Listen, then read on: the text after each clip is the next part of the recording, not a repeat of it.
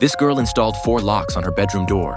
Yet despite this, her door would still be frantically twisted every night. The girl's nerves instantly tensed up as she nervously walked over and peered through the peephole in the door, but she couldn't see anything. She carefully opened the door, poking her head out, but still found nothing unusual. Just as she was about to close the door, she suddenly noticed a cigarette butt on the ground. She hurriedly called the police to explain the situation, believing it was left by the suspect and requesting them to take it for fingerprint testing. However, since she hadn't suffered any property loss or injury, and the cigarette butt could have been thrown by anyone, coupled with the fact that she had called the police a few times before, they refused to accept her case.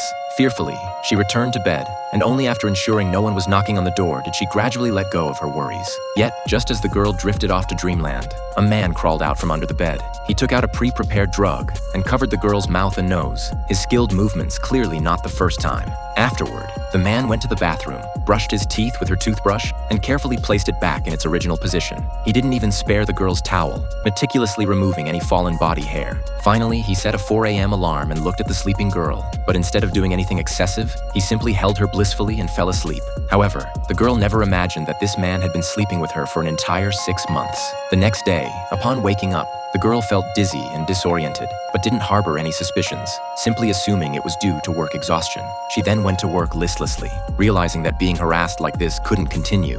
She asked the property management staff downstairs if she had the right to view the surveillance footage. They inquired about what had happened, but the girl was in a hurry to get to work, so she decided to check the footage later. This constant distraction led to her being absent-minded at work, resulting in a scolding from her boss. Bad luck followed her throughout the day, and even the evening bus left her behind. At that moment, the girl suddenly received a strange phone call.